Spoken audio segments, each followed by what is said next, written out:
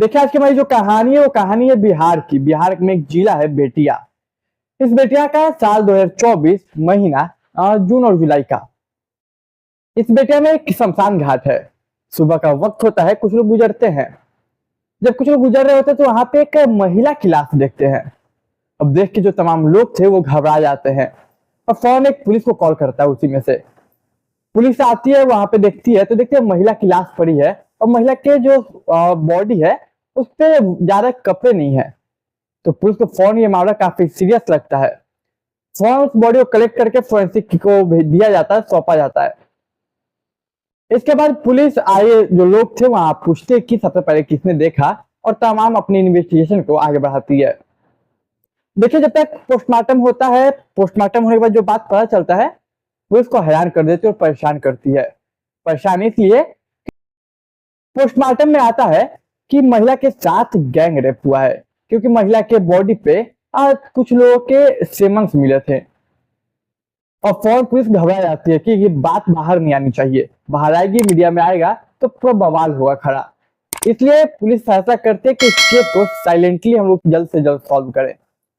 Police अब सब चीज इस महिला के बारे में, इस महिला का जो हुआ जिसने भी किया उसके बारे में पता साइलेंटली करती है और इन्वेस्टिगेशन बाहर ज्यादा नहीं आने देती। अब देखिए, पुलिस सबसे पहले पता करते है कि महिला है कौन। सबसे पहले वहां के तमाम लोग जो थे वहां पूछती है, वहां के तमाम थानों को कांटेक्ट करते हैं जो आसपास के मतलब जगह था वहां के, कि कोई मिसिंग रिपोर्ट है। उस गांव को आगे बढ़ के गांव को और तलाशा जाता है, लेकिन पुलिस को कोई कुछ हाथ नहीं लगता। लेकिन काफी मशक्कत के और कुछ दिनों के बाद पता चलता है कि उस महिला कहाँ रहती है, वो कहाँ से आई है। पता चलता है कि वो जहाँ लाश मिला उस गांव में नहीं, दूसरे गांव की महिला है।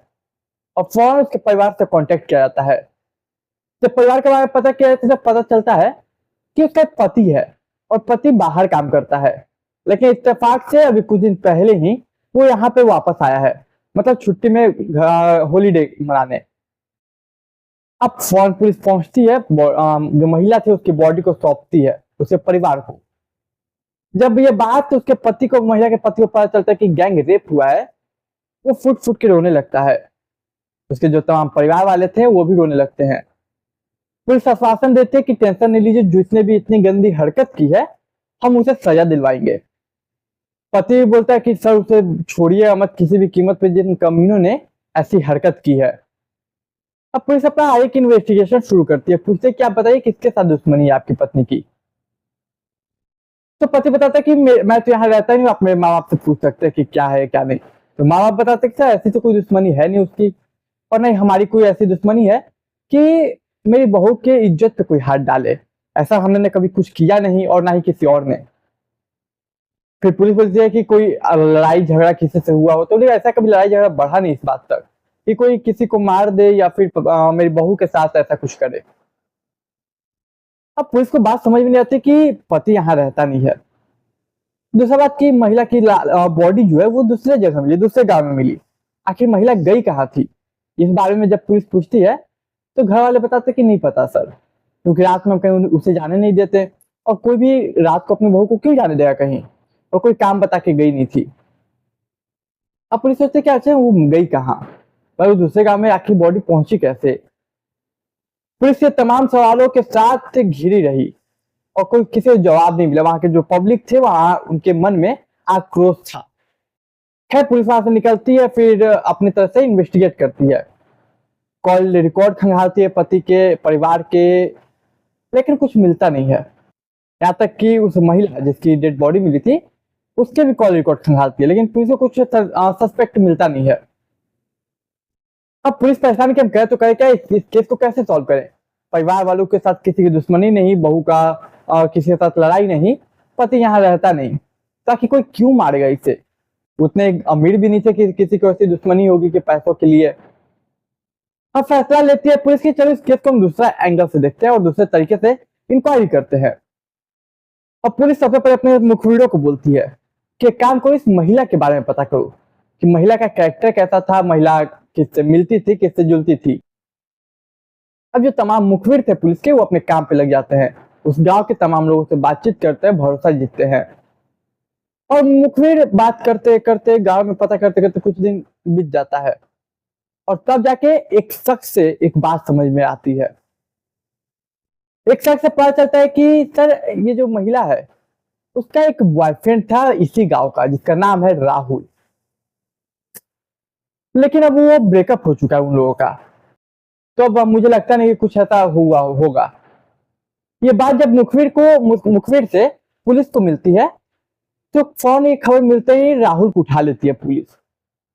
राहुल तमाम कहानियां सुनाता है पुलिस को, लेकिन पुलिस अपने अंदाज में पूछती है।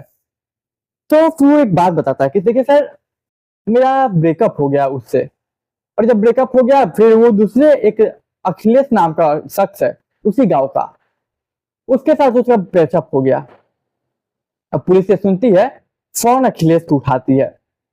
अब अखिलेश बोलते हैं हाँ सर, मैं एक्सेप्ट करता हूँ ये बात कि वो मेरी गर्लफ्रेंड थी, हम दोनों संबंध में थे, रिलेशनशिप में थे, लेकिन मैंने नहीं मारा है, ये जरूर राहुल ने मारा होगा, उसका पहला बॉयफ्रेंड ने। अब फिर राहुल से पूछते हैं पुलिस। अब देखिए, राहुल है वो अखिलेश पे इल्जाम लगा रहा है, अखिलेश राहुल पे इल्जाम लगा रहा है, दोनों एक दूसरे पर लगातार इल्जाम लगाया जा रहा है कि नहीं मैंने नहीं, उसने, उसने नहीं, मैंने नहीं, उसने।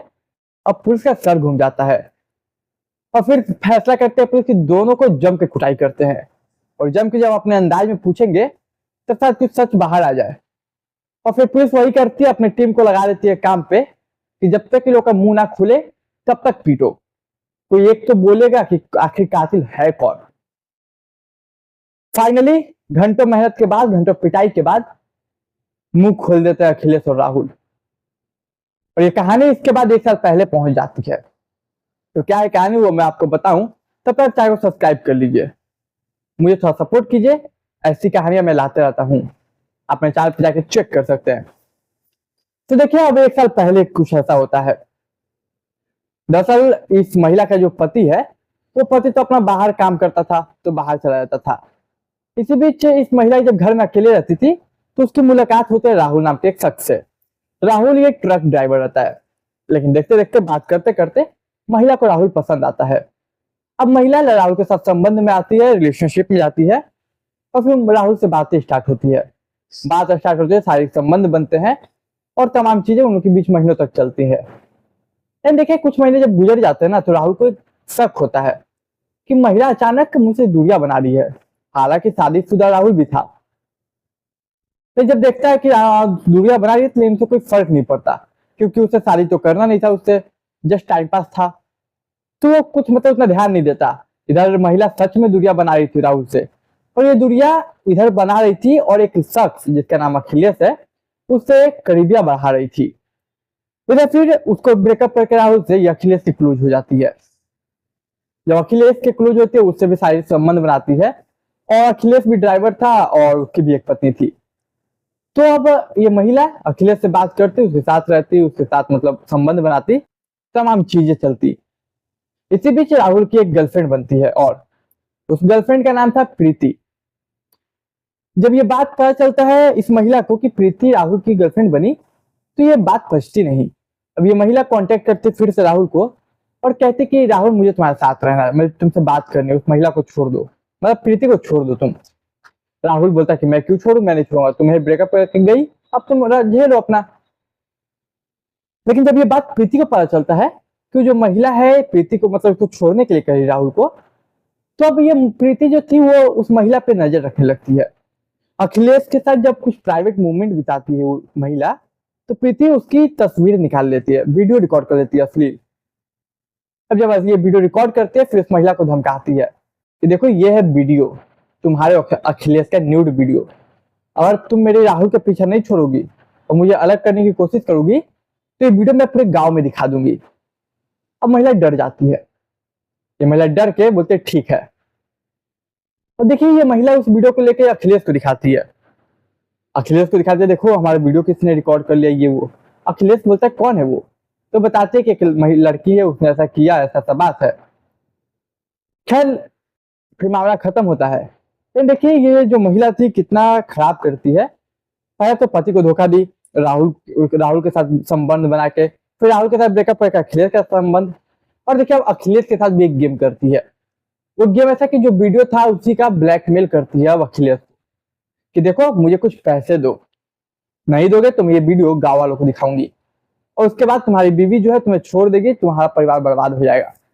मतलब ये महिला अब अखिलेश को ही धमकाने लगी, उस वीडियो दिखा के ब्लैकमेल करने लगी। अब अखिलेश तो फंस चुका था, उसे समझ में नहीं आया था कि हो क्या रहा है मेरे साथ। जिस महिला पर मैं इतना भरोसा करता हूँ वो महिला ऐसा कर रही है रिएक्ट। अच्छा, इधर इत्तेफाक सब इसका जो महिला का पति था वो वापस आ जाता है, हॉलीडे पे छुट्टी पे आता है। इधर जब वो पति आता है तो उसका एक भाई था राजा नाम का, मतलब कि इस महिला का देवर। तो महिला का देवर यानी कि उसके पति का भाई, वो बोलता है कि भैया जब आप यहाँ नहीं थे तो भाभी देखिए क्या क्या कर रही है। वो सब कुछ बताता है अपने भाभी के बारे में। जब ये बात उसका पति सुनता है तो मतलब बौखला जाता है, हैरान हो जाता है कि मेरी बीवी अलग अलग मर्दों के साथ संबंध बना रही है, अरे ये चल क्या रहा है। फिर वो अपने भाई राजा से कहता है कि एक काम करोगे मेरा, क्या तुम अपनी भाभी को मारने में मदद करोगे, क्योंकि अपने घर की इज्जत चली जाएगी और बाहर आई बात तो, और अपने घर की इज्जत बचानी है तो इसका कत्ल करना होगा हमें। अब राजा ये बोलता है ठीक है भैया जैसा आप कहिए। अब एक पति और एक उसका देवर दोनों उसको मारने के लिए रेडी हैं। अच्छा, ये राजा जो है वो अखिलेश का भी दोस्त था, तो ये राजा ये बात अखिलेश से शेयर करता है। अब अखिलेश के मन में भी कहीं ना कहीं गुस्सा था इसको लेके कि मैं वीडियो बना के ब्लैकमेल कर रही है, तमाम धमका रही है। तो बोलता ठीक है मैं भी साथ दूंगा और मैं भी अपना गुस्सा उतारूंगा और मैं भी तुम्हारे इस कत्ल में साथ दूंगा। चलो भाई ठीक है, 3 लोग इसके पीछे पड़ गए। अब देखिए ये बात अखिलेश बता देता है राहुल को। राहुल के मन में भी गुस्सा था क्योंकि परेशान हो चुका था उस महिला से, फिर वो भी कत्ल में भागीदारी बनता है। अब 4 लोग एक महिला की जान के पीछे पड़ चुके हैं, पहला उसका पति, दूसरा उसका देवर और 2 आसी। अब ये लोग डिसाइड करते कि मारे कैसे, मारे ऐसे कि उसको पता नहीं चलना चाहिए कि मारा किसने, किसी को पता नहीं चलना चाहिए। वहीं पे उसी मतलब बगल के गांव में एक घर बन रहा था, तो लोग डिसाइड करते कि वहां पार्टी करते हैं, वो उसी के बहाने बुलाएंगे। अब महिला को एक रात बुलाया जाता है। महिला आती है, अपने पति, देवर और 2 आसी को देखती है, वो घबरा जाती है कि भाई मतलब ये लोग साथ में अगर कुछ राज खुल गया मेरा तो मैं बर्बाद हो जाऊंगी। खैर ये जो लोग थे वो लोग भी एक्ट कैसे करते हैं कि हमने अभी तक किसी को कुछ पता ही नहीं है, सब अनजान है एक दूसरे से, बस दोस्त है तो बातें कर रहे हैं। अभी लोग चिकन मटन खाते हैं, दारू वगैरह पीते हैं और फिर महिला को पकड़ के एक एक बात उसके सामने एक एक राज खोलते हैं। महिला बौखला जाती है, परेशान हो जाती है। इसके बाद चारों लोग मिलकर इस महिला के शरीर से वस्त्र को हटाते हैं और फिर वही करते हैं जो नहीं होना चाहिए था, महिला का एक एक करके बलात्कार करते हैं। अब बलात्कार करते हैं उसके बाद बॉडी उसे मारते हैं, मारने के बाद उसके बॉडी को एक शमशान घाट में ले जाके छोड़ देते हैं। देखिए इस तरीके से उसके बाद वो कहानी खुल के आती है, तो तमाम लोग देखते हैं, पुलिस को कॉल करते हैं, पुलिस आती है और इन्वेस्टिगेशन इस तरीके से होती है साइलेंटली, ताकि ये ज्यादा फैले ना, क्या सॉल्व होने से पहले ना फैले ज्यादा, नहीं तो बवाल फालतू में होता। तो देखिए इस कहानी पे आपकी क्या राय है, ये राय अपनी दे के जरूर जाइएगा। तो आज के लिए हमारी कहानी यही थी, उम्मीद करता हूँ आपको कहानी पसंद आई होगी। कहानी पसंद आई तो चैनल को सब्सक्राइब, वीडियो को लाइक, दोस्त रिश्तेदार के साथ शेयर कीजिए। मैं मिलूंगा एक नई कहानी में, तब तक के लिए मुझे दीजिए इजाजत।